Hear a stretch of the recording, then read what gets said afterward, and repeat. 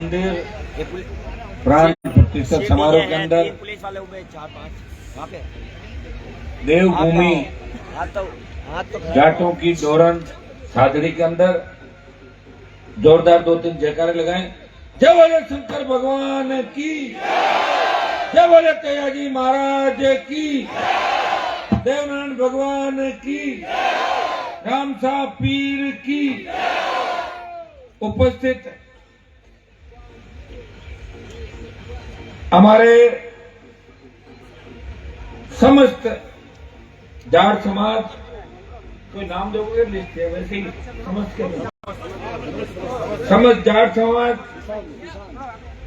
जिन्होंने विशाल कार्यक्रम का आयोजन किया और इसके साथ साथ यहाँ के हमारे जिलाध्यक्ष माधु जी, भाई प्रवक्ता रोहित गुर्जर, पार्टी के महामंत्री बाड़मेर के नेता उमेदराम जी, बाबूलाल जी चौधरी,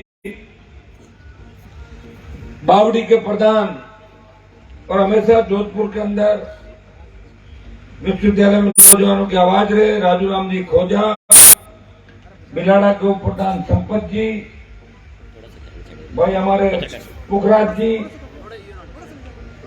सम्मानित मंच, उपस्थित मौजूद बुजुर्गों, नौजवान साथियों, माताओं, बहनों, प्यारे बच्चों, सबसे पहले तो मैं माफी चाहूंगा। 7 बजे का कार्यक्रम था और रात की 1 बजी है। मैं रास्ते में सोच रहा था कि सादड़ी में अगर 1 बजे लोग मिलेंगे तो राजस्थान में बदलाव निश्चित है और आप 1 बजे राजस्थान के अंदर मिले हो। शायद ये सौभाग्य मुझे ही प्राप्त हुआ है कि हजारों की तादाद के अंदर माताएं बहनें भी उसी जोश के साथ जिस तरह मेरे छोटे भाई भगत सिंह की भूमिका के अंदर है, ये झांसी की रानी लक्ष्मीबाई बनके इस भ्रष्टाचार और इस अपराध मुक्त राजस्थान को तैयार करने का बीड़ा इन्होंने उठा लिया है। राजस्थान के नए निर्माण के अंदर ये झांसी की रानी लक्ष्मीबाई की भूमिका नजर आ रही है। मैं इतना ही विश्वास आपको दिलाता हूं, जो इंतजार आपने मेरा किया है, हमेशा किसान कौम को और मेरे समाज के साथ साथ उन तमाम शोषित पीड़ित तबके को जहां भी मेरी आवश्यकता पड़ेगी आगे खड़ा मिलूंगा, पीड़ दिखा के नहीं भागूंगा। ये विश्वास मैं आपको दिलाना आज आपके बीच आया। बहुत समय से इच्छा थी, बीच में बाबूलाल जी और नजदीक के ही इलाके के अंदर एक कार्यक्रम में हमें लेके आए थे। कौन सा था? यहाँ होना, खड़े होना, शर्मा क्यों हो? टीपरी के अंदर आए, वहां भी मैं लेट हो गया था, लेकिन फिर भी लोग जमे रहे। तो मैं इनको कह रहा था, मैंने कहा बाबूलाल जी, नागौर और पाली में इतना अंतर है कि हमारे तो 4 घंटे तो मान के ही चलते हैं भाई, 4 घंटे लेट तो बैठना ही है, और पाली में कम है। तो इन्होंने मुझे कहा कि अगली बार जब जाट समाज का कार्यक्रम होगा तो आप देखना नागौर से भी ज्यादा ताकत से लोग बैठे रहेंगे। और आज आपने साबित कर दिया, पूरा देश देख रहा है, पूरा प्रदेश देख रहा है। मैं कोई यहाँ आपके बीच हमेशा रहता नहीं हूँ, मैंने कोई आपकी इन सड़कों पे और आपके सादड़ी बाली के इलाके में कोई लंबा संघर्ष नहीं किया, लेकिन आपने भरोसा व्यक्त किया अपने भाई पे कि अनुमान आएगा, नया सवेरा लाएगा, नए राजस्थान का निर्माण करेगा, वो कर्ज मुक्त किसान मुक्त बिजली दे आएगा, टोल मुक्त राजस्थान करेगा, भय मुक्त अपराध मुक्त राजस्थान का सपना वो पूरा करेगा, वो पेपर लीक रोकेगा, वो अपराधियों को उनके अंजाम तक पहुंचाएगा, वो भ्रष्टाचारियों को जेल के अंदर डलाएगा और माफिया राज को खत्म करेगा। इस उम्मीद के साथ आज आप तमाम लोग हजारों की तादाद के अंदर सादड़ी में मुझे आशीर्वाद देने के लिए आए हो। मैं आपको विश्वास दिलाता हूं कि अब की बार की जो लड़ाई है वो आर पार की लड़ाई होगी। पहले जब मैं लोकसभा के अंदर जाता था तो लोग ये कहते थे कि राजस्थान में बीजेपी की सरकार बन रही है, लेकिन सरदार शहर के उपचुनाव के अंदर जिस तरह राष्ट्रीय लोकतांत्रिक पार्टी ने, राजस्थान के जवानों ने, किसानों ने 40,000 से ज्यादा वोट लेके संदेश दिया देश के अंदर अब कांग्रेस और भारतीय जनता पार्टी के अलावा भी एक पार्टी राजस्थान के अंदर है, उसका नाम राष्ट्रीय लोकतांत्रिक पार्टी है। भाइयों, मुझे पूरा भरोसा है कि 23 का चुनाव, जो 25 साल का मेरा संघर्ष है, जो आपकी उम्र अरुणाचल प्रदेश या तमाम जगहों पर चले जाओ, मुंबई पुणे तक, वहां मारवाड़ी हर जगह सेवाएं दे रहे हैं और देश और प्रदेश का नाम रोशन कर रहे हैं। एक कहावत भी चलती है कि जहां ना पहुंचे बैलगाड़ी है, जहां ना पहुंचे बैलगाड़ी वहां पहुंचे मारवाड़ी। उसमें अपन सारे लोग आ गए। मारवाड़ी का मतलब उसकी कोई जाति काम कर रहे हैं और बहुत बड़ा भरोसा साउथ के लोगों को, हमारे लोगों पे वहां बाहर जाके उन लोगों के अंदर जो मेल जोल और प्यार प्रेम रहता है, वो अगर गांव के अंदर आने के बाद रहे तो मजा आएगा नहीं आएगा। बाहर तो हम सब एक रहते हैं, लेकिन जैसे ही गांव में आते हैं तो खटपट चालू कर देते हैं गांव के अंदर आते ही। राजस्थान के अंदर मेरे से भी बड़े नेता हुए, बहुत बड़े बड़े नेता थे, 40-50 साल तक नेतागिरी करी उन्होंने, लेकिन का दूसरों का ही भरते थे। न तो मुख्यमंत्री बने और न बनने दिया, और 2 नंबर 3 नंबर 4 नंबर की लड़ाई लड़ते रहे और 2 नंबर पे भी नहीं पहुंचे। मैं नाम नहीं लेना चाहता उन लोगों का, ज्यादातर का स्वर्गवास हो गया, मैं कहूंगा तो अच्छा नहीं लगेगा, लेकिन दुर्भाग्य है पंजाब के किसानों ने शुरुआत करी, हरियाणा यूपी का किसान सड़क पर आया और मुझे देश के तमाम किसान नेताओं ने कहा, हनुमान जी अगर आप मोदी का साथ छोड़ दो एनडीए के अंदर, मोदी सरकार झुकेगी और तीनों बिल वापस होंगे। मैंने कहा मेरे एनडीए छोड़ने से और सत्ता छोड़ने से अगर किसानों का और मेरी कौम का मान सम्मान बढ़ता है तो मैंने इस NA कार्ड को जाम किया और सत्ता छोड़ के सड़क पे अपने भाइयों के लिए 70 दिन तक बैठा, लड़ाई लड़ी। उसका परिणाम ये हुआ कि 1000 से ज्यादा किसानों की शहादत के बाद मोदी सरकार झुकी और मोदी के घमंड को अगर देश पे किसी ने तोड़ा तो हमारे समाज के लोगों ने मोदी के घमंड को देश के अंदर चकना चूर कर दिया। तो जो मेरी भूमिका भी थी, इस समाज से तो अगर कोई नेता सड़क पर आया वो हनुमान बेनीवाल था, इसने सत्ता छोड़ के देश के अंदर आपके समाज का मान और सम्मान बढ़ाया और किसान कौम की खातिर सत्ता को ठोकर मारी। अब जवान संकट के अंदर है, सेना को ठेके पे दे दिया, कौन लड़ने जाएगा 4 साल के लिए? कौन से अग्निवीर, कौन सा अग्निपथ? प्रधानमंत्री जी, किसान आंदोलन में अपनी हुई हार का बदला लेने के लिए किसान के बेटों के साथ जो अन्याय कर रहे हो बर्दाश्त नहीं होगा। भाइयों, किसान आंदोलन का नेतृत्व तो पंजाब ने किया था, लेकिन अग्निपथ के खिलाफ नौजवानों के आंदोलन का नेतृत्व राजस्थान का जवान करेगा। जोधपुर के अंदर 2 लाख जवानों की रैली करके मोदी को चेतावनी दी कि आप रुक जाएं, हम उसी राजस्थान की धरती से आते हैं जिन्होंने बहुत से लोगों को झुकाया, और ये महाराजा सूरजमल की धरती है, ये वीर तेजाजी महाराज की धरती है, हमारे दिल्ली की तरफ। और मैं आपको विश्वास दिलाता हूं कि मैंने देखा जब अग्निपथ का मामला उठाऊंगा, कांग्रेस सहित कई दल हमारे साथ आएंगे। दुर्भाग्य से एक भी दल ने अग्निपथ की बात नहीं करी हुई, एक ने भी हमारे साथ लड़ाई नहीं लड़ी। अकेला आपका भाई सेना के सम्मान के अंदर तख्ती लेके पार्लियामेंट के अंदर खड़ा रहता है, वो हमेशा आवाज उठाता है कि सेना के सम्मान के अंदर आरएलपी मैदान में इस नारे के साथ। और मैं इस वक्त दिलाता हूं कि जिस तरह पंजाब के आंदोलन का नेतृत्व है, किसान आंदोलन का नेतृत्व पंजाब के किसानों ने किया, अग्निपथ के खिलाफ सेना के सम्मान के आंदोलन का नेतृत्व राजस्थान का किसान का बेटा करेगा, राजस्थान का नौजवान देश के जवानों का नेतृत्व करेगा। आप हिम्मत रखना, वो दिन दूर नहीं, अग्निपथ भी वापस होगा और पुनः प्रधानमंत्री को झुकाएंगे, ये मैं विश्वास आपको दिलाता हूं। जब आज राजस्थान की सरकार के अंदर आप देखिए भाइयों, हमें दोनों से लड़ना पड़ रहा है। कोटपूतली तक तो गहलोत से लड़ते हैं, और जैसे ही बॉर्डर पार हुआ मोदी से लड़ाई शुरू हो जाती है। मोदी को छोटा आदमी थोड़ा ही है, 25 MP है। मैं कल कांग्रेस के नेताओं कह रहा था, मैं कहा तुम अपना बयान तो बदलो, मुख्यमंत्री तुम एक ही बयान देते हो, 25 के सांसद, 25 सांसद, अरे 25 नहीं 24। मैं तो अलग हूँ, मैं तो लड़ रहा हूँ राजस्थान की लड़ाई। गहलोत का बेटा तो पहुंचा नहीं लोकसभा के अंदर, हरा दिया था उसको जोधपुर के अंदर। मैं ही लड़ रहा हूँ राजस्थान की लड़ाई। चाहे ERCP की लड़ाई हो कि राजस्थान को उसके हिस्से का पानी मिले, वो कह रहा है कि राजस्थान में नए उद्योग लगे, स्थानीय लोगों को रोजगार मिले और रिफाइनरी जल्दी से जल्दी लगे। अगर रिफाइनरी का काम पहले चालू हो जाता तो बाड़मेर के अंदर रोजगार के साथ साथ हजारों करोड़ का रेवेन्यू जो गुजरात जा रहा है, वो हमारे तेल का रेवेन्यू राजस्थान को मिलता। किसकी सरकार है? गहलोत की सरकार, वसुंधरा की सरकार।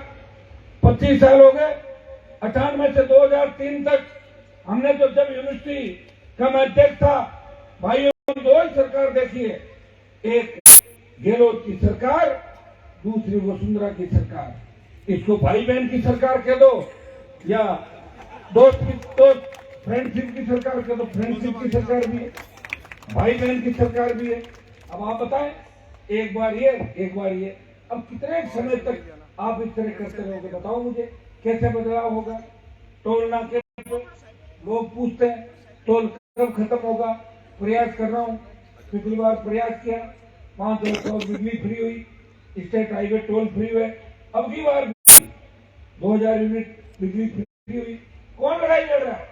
कांग्रेस बीजेपी के घोषणा पत्र के अंदर कभी फ्री बिजली और टोल मुक्त की बात नहीं होती, कभी मजबूत लोकायुक्त की बात नहीं होती। अगर ये बात कहीं होती है, वो राष्ट्रीय लोकतांत्रिक पार्टी का जवान सड़क पर करता है, उसके तीनों विधायक राजस्थान की विधानसभा के अंदर आपके लिए लड़ते हुए निष्कासित हो जाते हैं। वो एक सांसद जो दिल्ली के अंदर आवाज उठाता है, मेरे राजस्थान, मेरे जवान और मेरे किसान खेतों पर कुठारा काटने वाले दूंगा। भाइयों, एक ही व्यक्ति है जो सड़क पर लड़ रहा है, वो सदन के अंदर लड़ रहा है। मैं विश्वास दिलाता हूं, आप मुझे हिम्मत देना, आप मुझे मजबूती देना। पिछली बार 18 के अंदर जब मैं पार्टी बना के लड़ रहा था, बहुत से इलाकों के अंदर मैंने मेरे समाज के लोगों का ध्यान रखा, शोषित पीड़ित लोगों का ध्यान रखा। मैंने कई जगह उन लोगों का भी ध्यान रखा कि मेरे चुनाव लड़ने से ऐसे किसी व्यक्ति की हार नहीं हो जाए, ताकि उस जगह कोई किसान कौम की चुनने वाला नहीं हो। लेकिन मैंने देख लिया, मदद करने का नतीजा मैंने देख लिया, अंजाम देख लिया। जो राजस्थान की तस्वीर और तकदीर है, उसके अंदर उन लोगों का बहुत बड़ा योगदान है जो हमारे समाज से भी कई लोग आते हैं। आपको उन्हें पहचानना होगा।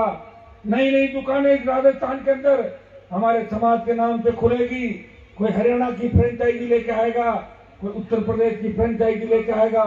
कई मरे हुए गड़े हुए मुर्दे उखाड़ के आपके बीच कई तरह की बातें करेंगे, वो बरगलाने की कोशिश करेंगे। कोई अमित शाह का एजेंट होगा, कोई मोदी का एजेंट होगा, कोई गहलोत का एजेंट होगा और कोई पायलट का एजेंट होगा। नौजवानों, मैंने 25 साल मेरा जीवन सत्ता छोड़ के आपके लिए समर्पित किया है। हनुमान बेनीवाल चाहता तो वसुंधरा 2003 में मंत्री बना रही थी, नहीं बना। और उस जिद्दी वसुंधरा को अगर ठीक करके 7 समंदर पार उसके दोस्त मोदी के पास भेजा, हनुमान बेनीवाल ने भेजा था। गहलोत का घमंड अगर चूर किया, उसे जादूगरी का खिताब छीना, उसके बेटे को जोधपुर की धरती पर आया, तो परशुराम मदेना के परिवार ने नहीं हराया। लड़ाई तो उन दोनों की थी। मेरे पिताजी तो मुख्यमंत्री की दौड़ में नहीं थे, उनके थे, वो तो उसकी गोदी में बैठे। यही लड़ रहा है, ये व्यक्ति लड़ रहा है, पीड़ा भी समझता है। और 50 लोग आके कहते हैं, हनुमान जी आप ये काम मत करो, मैं वही रुक जाता हूँ जहाँ आप कहते हो, मैं वही खड़ा रहता हूँ। हर व्यक्ति की जिद मानने का प्रयास करो। इसलिए इस बार समझदारी के साथ काम लेना है। कई ठग आएंगे, कई हमारे समाज के नाम के जिस तरह फर्जी नियम हकीम चलते हैं, वो फर्जी दुकानें भी राजस्थान के अंदर आएगी। कई तरह की बात करेंगे, आपको उनकी बात सुननी है, लेकिन उनकी टाई टाई फिक्स भी करनी है। कर दोगे कि नहीं कर दोगे? मेरा तो कुछ नहीं बिगड़ना, मैं तो एमएलए एमपी तो बन जाऊंगा दौड़ के सर पुरा के, लेकिन जब तक कलम हाथ में नहीं आएगी। लोकतंत्र में 2 ही व्यक्तियों की चलती है, या तो कलम की ताकत हो, अपने लोगों का भला कर दो, और या जनता की ताकत हो, सरकार को झुका दो। जनता की ताकत से सरकारों को झुकाया है। हुंकार रैलियों के बाद देश में कर्ज माफी के आंदोलन को हवा मिली, टोल मुक्त राजस्थान की देश की बात करी।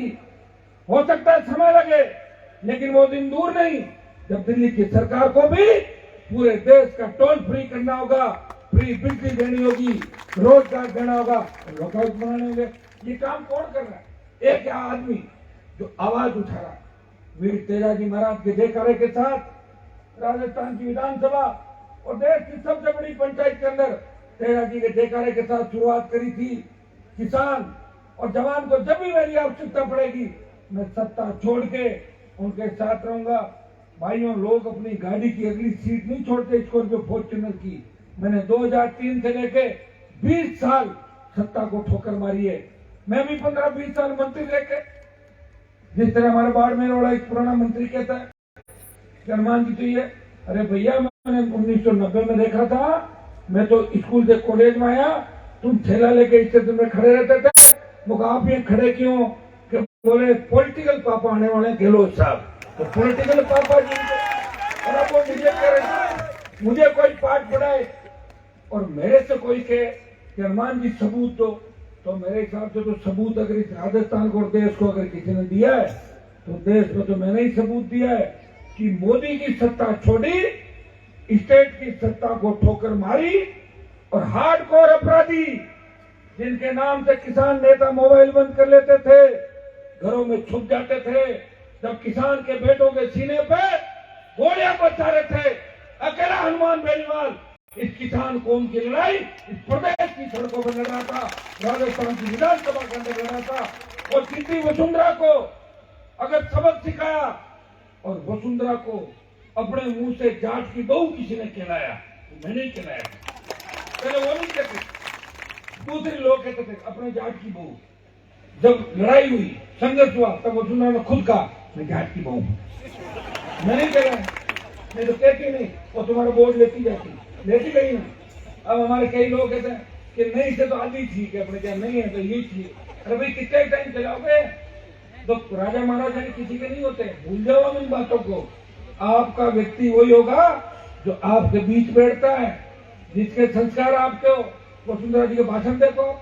मेरा एक बेटा, ये रोहित बैठा पीछे, तो मेरा एक बेटा मैंने गुजरों में दे दिया मैंने, और जहां भी जाती वही बन ठन के। और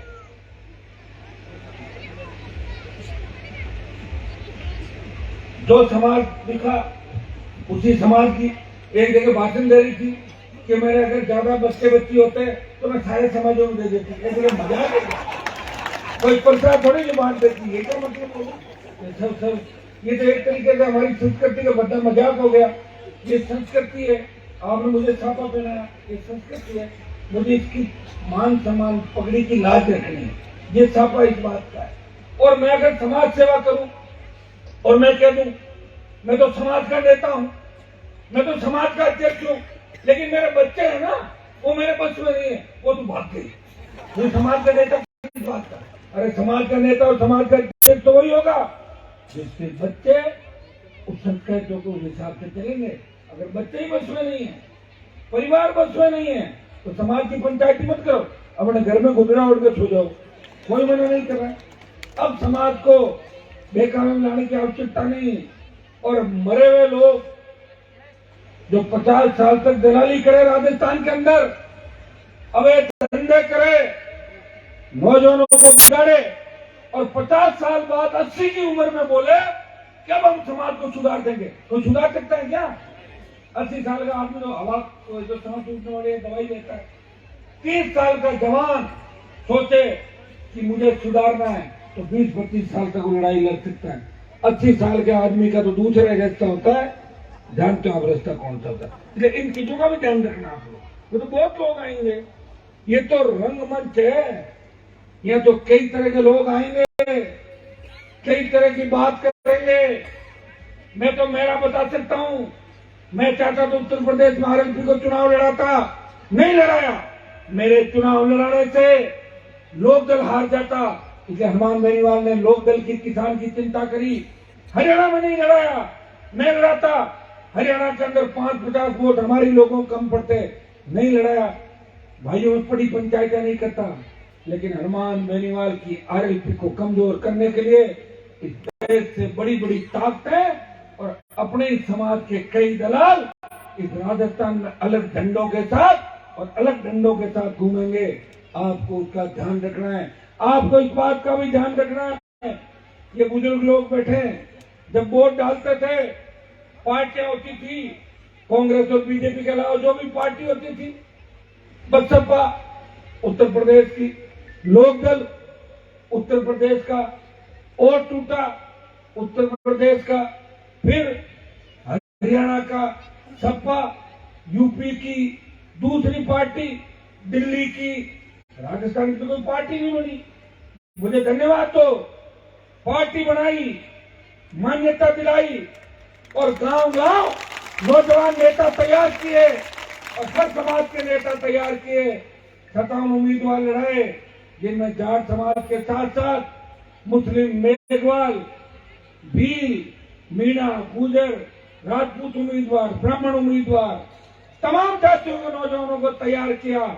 और ये उसी का परिणाम है कि राजस्थान के अंदर एक नई राजनीतिक क्रांति आई है और देश के अंदर बात चली कि 23 का जो राजस्थान का चुनाव होगा, वो चुनाव अलग नतीजे इस देश के अंदर लाएगा। भाइयों, भगवान की कृपा जिस पे होती है उसी पे आपकी कृपा होती है। मेरे पे ईश्वर की कृपा है, इसलिए आप लोग मेरा इतना इंतजार कर रहे हो। 5 घंटे आपको हो गए और पाली और जालौर में अगर 5 घंटे इंतजार करे तो आप समझ लो सत्ता के बहुत नजदीक हो, सत्ता आपके इर्द गिर्द घूम रही है। मैं विश्वास दिलाता हूँ कि राष्ट्रीय लोकतांत्रिक पार्टी राजस्थान का सबसे बड़ा दल बनेगा और सत्ता आरएलपी के बिना नहीं बनेगी, यह मैं विश्वास आपको दिलाता हूँ। आपको एक ही चीज का ध्यान रखना है, बोतल का चिन्ह जिसको पकड़ा दे उसी को वोट डाल देना, ये तो करोगे ना। और एक जवान कम से कम 50 वोट पकड़ सकता है। और ये हमारी छोटी बेटी है, जो बेटी छोटी बहन है, सोशल मीडिया का जमाना है, कोई भी अच्छी चीज चले आप उसके अंदर उसको चलाओ ढंग से, गलत चीज का कोई प्रचार करे उसका जवाब भी आप लोग दें। सोशल मीडिया का जमाना है, सब लोग एक दूसरे को जानते हो, सुनते भी हो। आपको इस बात का भी ध्यान रखना है कि हनुमान बेनीवाल अकेला है, वो लड़ रहा है। और भाइयों, राजनीति के अंदर रहते हुए, काजल की कोठरी में रहते हुए कभी कोई दाग नहीं लगा, नहीं तो मोदी और अमित शाह ईडी मेरे पास भी भेजते थे, नहीं भेजते का 100 किलो तो घर पे भेज दी थी। और वसुंधरा तो मेरी कितनी जांचें कराई, मेरे हथियार जब्त कर लिए, मेरा पासपोर्ट जब्त कर लिया, लेकिन मिला क्या? बैंक के खाते में 15 रुपए मिले थे, तो 15 रुपए में तो कोई केस ही नहीं बनता। तो ये हनुमान बेनीवाल तो पाक साफ निकल गया उन भ्रष्टाचारी नेताओं के बीच में से, और आपके बीच खड़ा है रात को 1, सवा 1, 1:30 बजे। और मुझे पूरा भरोसा है कि मेरे भाई इस बार बाली में भी हम लड़ेंगे, जेतान में भी लड़ेंगे, सोजत में भी लड़ेंगे, पाली जिले की तमाम सीटों पर लड़ेंगे। भाई हमारे, मैं तो कह रहा हूं मारवाड़ के अंदर जड़वा, आंगणा, पटेल, सिरवी, रेवारी, देवासी, गुजर, जाट, बिष्णु, ये तमाम जो जातियां, मेघवाल, भील, रेडी तैयार है, शोषित पीड़ित तबका तैयार है। जब आजादी के आंदोलन से पहले हम एक दूसरे के साथ मिलकर जागीरदारी प्रथा के खिलाफ लड़ते थे, तो आज भी हम वोट के लिए, सत्ता प्राप्ति के लिए सब एकजुट होकर सत्ता का रास्ता जो हमारा जो लक्ष्य है उसको करने के लिए हम तैयार होकर लड़ सकते हैं। एक दूसरे को वोट दे सकते हैं, हम एक दूसरे की मदद करते हैं, एक दूसरे के खेत में मदद करते हैं, हम ब्याह, शादी, भात, मायरा हर जगह एक दूसरे की मदद करते हैं। मैं आपको विश्वास दिलाता हूँ, अगर जरा सा भी आपने सोच लिया, लोग क्या करते हैं, बात करेंगे 5 साल क्या हो रहा है, राजस्थान खराब हो गया, पेपर लीक हो गया, जैसे ही वोट देने देंगे कमल का फूल और हाथ उसे वोट डाल देंगे, फिर बदलाव कैसे होगा? मेरे पास सबसे बड़ी ताकत नौजवानों की ताकत है, और नौजवानों ने, हर क्रांति का नायक नौजवान था, और नौजवानों ने हर बदलाव इस देश के अंदर किया। नौजवानों पे पूरा भरोसा, एक नौजवान बहुत लोगों को बदल सकता है, बहुत लोगों की सोच बदल सकता है।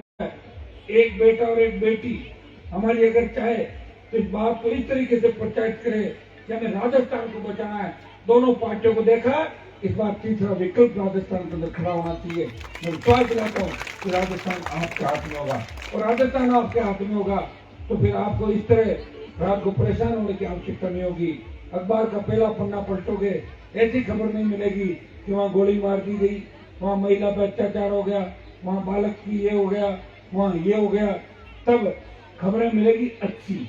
और विश्वास आप रखें, मैं उन इलाकों के आसपास रहा हूँ, सत्ता में तो नहीं रहा, लेकिन सत्ता जहाँ से केंद्रित होती है उन गलियों में मैं जरूर घूमता हूँ। लोकसभा और विधानसभा की पूरा राजस्थान बदलाव चाहता है। ईस्टर्न राजस्थान से लेकर जहाँ हमारे समाज की संख्या कम है, हाड़ोती अंचल के अंदर, लेकिन वहां भी लोग बदलाव चाहते हैं।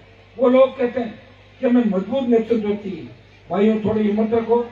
अब आपके पाली और इलाकों के अंदर भी बड़े प्रदर्शन आंदोलन करेंगे बजरी की रेटों के लिए, जो हमने अभी बालोतरा में किया।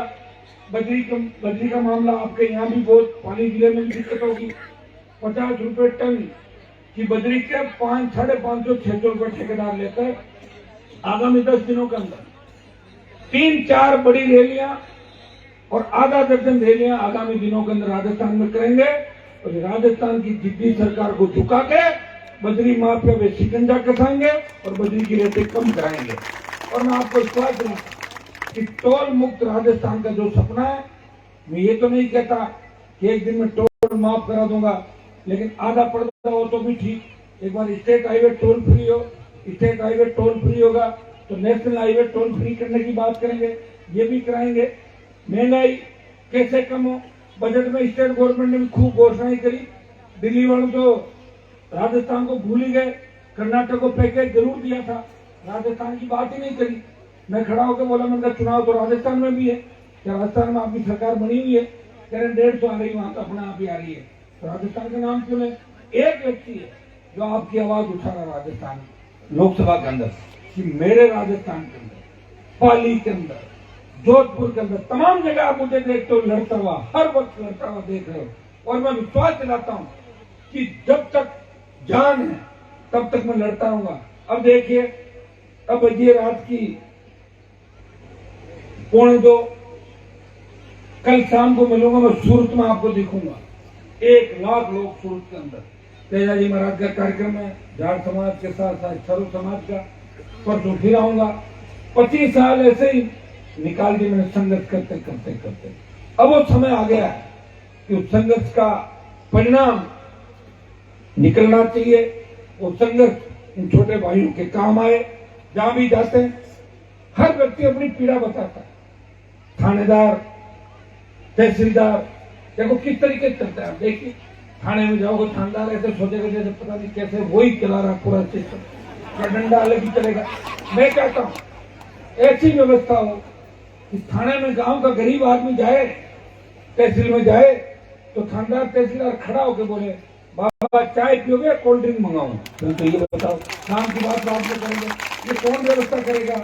वोट आपका, दादागिरी, अपराधी डर नहीं रहे, सीधे लोग थाने के आगे से निकल लो, रिंग में बजा पकड़ लेंगे। कोई डीजे बजता जा रहा, डीजे जब्त करो, पुलिस उसको ठोक लगा। अरे डीजे में क्या निकाल रहे हो? पकड़ो ना अपराधियों को। तो पुलिस वालों को गोलियां चला के जा रहे हैं तो पूछा नहीं आता। पोस्टिंग लेने के लिए करना पड़ता, सब प्रयास। आप देखिए कैसी व्यवस्था है। एमएलए चाहेगा वही थानेदार लगेगा, मंत्री चाहेगा वही एसपी कलेक्टर लगेगा। तो फिर तो मंत्री की सेवा करेगा, आपकी चिंता क्यों करेगा बताओ मुझे? और गहलोत की सरकार वेंटिलेटर पे चल रही है। गहलोत साहब तो हर दिन सोच रहे हैं हट नहीं जाऊं, एमएलए कहते हैं जो खुला छोड़ दिया करो तुम। और पायलट एक चीज सोचता है कि मैं चाहे 4 दिन के लिए रह जाऊं, सीएम रह जाऊं। वो कह रहा मेरे बात का सवाल है, मुख्यमंत्री बनना है, और गहलोत कह रहा मैं तेरे को नहीं बनने दूंगा। इन दोनों की लड़ाई के अंदर। और बीजेपी देखिए, बिना दूल्हे की बारात, दूल्हा नहीं बारात जा रही है। अरे कहां जाओगे? तोरण कौन मारेगा ये तो बताओ। तोरण मारेगा एक लुटेरी दुल्हन, 12 दूल्हे एक लुटेरी दुल्हन। ये भारतीय जनता पार्टी का हालात है। एक दूसरे से हाथ मिला लेते हैं, वहां अंदर दूसरी बातें, और एक ही गाड़ियों के अंदर लंच, डिनर और डांस। एक ही पार्टी लड़ रही है, सड़क से सदन और सदन से दिल्ली वाला सदन। जो लड़ रहा है, जो कहता है वो करता है, जो मादा रखता है सही बात कहने की। और भाइयों, आरोप भी ऐसे नहीं लगाता लोग कहते हैं हनुमान पे ऐसे ही आरोप लगाते थे, तो फिर कोर्ट में जाओ, मेरे खिलाफ जाओ ना, कोर्ट में जाओ। मेरे खिलाफ एक आप पार्टी वाले ने आरोप लगाए थे, मैं हाई कोर्ट गया, मुझे ढूंढता हूँ, फिर मैं पेड़ पकड़ लूँ हनुमान जी के। गलत आरोप तो कोर्ट पकड़ लेता है ना कि भाई गलत आरोप कैसे लगाए। मैं गलत आरोप नहीं लगाता, मैं सही लगाता हूँ, लेकिन जांच कौन कराएगा? जांच तो मेरे हाथ में नहीं है। अभी जालोर के अंदर अखबार वाले कह रहे थे कि आप जो कह रहे हो होता क्या, मैंने कहा वही तो हो रहा है। मैं कहता हूँ बिजली फ्री करो, ये हो गया ना 2000 यूनिट फ्री, हुआ नहीं मैं ही तो कह रहा हूँ। मैं कहता हूँ टोल फ्री करो, हो जाएगा। मैं कहता हूँ नौकरियां लगाओ, 1 लाख आएगी नहीं आई करो। मैं कहता हूँ पेपर लीक के अंदर गिरफ्तार करो, करवा रहे भाई। सारी चीजें मेरे हाथ में नहीं है, सारी चीजें के लिए तो सरकार बना दो। 20 साल पहले का भी अपराध भ्रष्टाचार जो भी हुआ है अलग जेल बना दूंगा और ठूस दूंगा लाला के जेल में। और किसानों का कर्जा राहुल गांधी 10 दिन का कहा था, मुझे नहीं पता क्या हो, लेकिन वो चाहे तो सरकार माफ कर सकती है, बीजेपी के लोग भी सहयोग कर सकते हैं, लेकिन कर्ज मुक्त किसान होना चाहिए। एक बार किसान को कर्ज मुक्त करो ताकि वो सही दिशा के अंदर चल सके। हमारे साथ कितना बड़ा धोखा हुआ बताइए। मारवाड़ जहां से हम लोग आते हैं, अंग्रेजों ने राज किया, कितना बुरी तरीके से मारा इस इंडिया को। अब हमारे साथ कितना बड़ा हो, देखो अंग्रेजों के बाद जागीरदारों ने क्या हालात थे, जागीरदारों के बाद अकाल का साया और फिर नेताओं का धोखा। कितनी बार शोषण हुआ हमारा? 4 बार। फिर भी जिंदा हम लोग, भगवान की कृपा है, तेजाजी महाराज की कृपा है, शंकर भगवान की कृपा है, हिम्मत वाले लड़ रहे हैं। कोरोना में भी मोदी ने मारने में कसर नहीं छोड़ी। देश में 50 लाख लोग मरे कोरोना के अंदर। कितने? 50 लाख। और सेकंड वेव के अंदर ऑक्सीजन नहीं था, वेंटिलेटर नहीं थे, रेमडेसिविर इंजेक्शन नहीं था, फिर भी हनुमान बेनीवाल जैसे आपके भाई कोरोना प्रथम हमारा जो फर्स्ट फेज था उसमें कोरोना हो गया था हम लोगों को, फिर भी सेकंड कोरोना में बिना वैक्सीन लगाए आपकी सेवा करते करते आईसीयू कोरोना वार्ड में भी जाते थे लोगों के लिए। मरना एक दिन है, लेकिन भाइयों को इस तरह नहीं छोड़ेंगे। एक नेता घूम रहा था, वो नागौर का सांसद था, तो आपकी चिंता कर रहा था। लंपी के अंदर आपने देखा, गाय के नाम से वोट तो बीजेपी लेती है। बीजेपी वाले कहते हैं कि गाय तो हमारी है, और जब लंपी आई एक भी भाजपा एमपी नहीं बोला। मैं लोकसभा के अंदर बोला तो पीछे हंस रहे थे, क्या बात करो, लंपी है ही नहीं। तो बहुत ज्यादा तेरा लंपी आगे चली गई, गाय चली गई। तो तुम कैसे लोग हो? तो गाय के नाम से वोट ले रहे हो, राम के नाम से वोट ले रहे हो, तो जब गाय माता को तो छोड़ो, इसमें भी ईमानदारी से अपना काम करो। नहीं किया काम, पहले टीका इजाद कर देते, इतनी ज्यादा गाय नहीं मारी जाती राजस्थान के अंदर, देश के अंदर। लेकिन भाइयों चिंता कौन करेगा? हाँ, चिंता करते हैं लोग, अपने घर की चिंता करते हैं। मौका लगते ही चौका मार, हजार वाला मौका लगा और मारा चौका। और नहीं हो तो देख लो आप, जगह जगह उठा के। मौका नहीं लगे जब तो ईमानदार, और मौका लगते ही मार दो चौका। 100 में से 99 बेईमान, और फिर भी मेरा बात मान है ना। चल रहा नहीं चल रहा, बताओ चल रहा, हर कोई बेईमानी कर रहा। कई बार तो मैं सोचता हूँ मैं अकेला क्या कर लूंगा, लेकिन फिर नई ऊर्जा मिलती है, आवाज आती है। बाड़मेर के दौरों से, शेखावाटी अंचल से, पाली से, राजसमंद से, हनुमान जी थकना मत, रुकना मत। वो दिन आएगा जब 23 में किसान का बेटा सत्ता में बैठेगा। उस दिन सारा अंधेरा उजाले के अंदर बदल जाएगा। इससे लड़ाई लड़ रहा हूं। मेरे बच्चे कितने छोटे छोटे, आप देखते हो सोशल मीडिया पर 2 दिन से पापा जल्दी आओ, पुलिस जल्दी आओ। कहाँ जाए पापा? तो राजस्थान को निकला उसके अंदर। कई बार तो सोचता हूँ शादी नहीं करता तो ठीक था, ज्यादा सेवा करता आप लोगों की, लेकिन वो भी जरूरी थी। नहीं करता था, आप मेरी भी मजाक उड़ाते, तो शादी नहीं करी, ऐसे ही घूम गया। तो मैं क्या क्या करूं बताओ? मैं अकेला व्यक्ति हूँ, ऐसे करूं तो ठीक नहीं, और मुझे सेवा आपकी करनी है। देखे बिना खाए पिए, तेल के बिना गाड़ी नहीं चलती ना। मैं चल रहा हूँ बिना तेल के, एक टाइम रोटी, कभी कभार ठीक है कोई बच्चे को तो दे दो कह देते हैं, और फिर भी चलता ही रहता हूँ।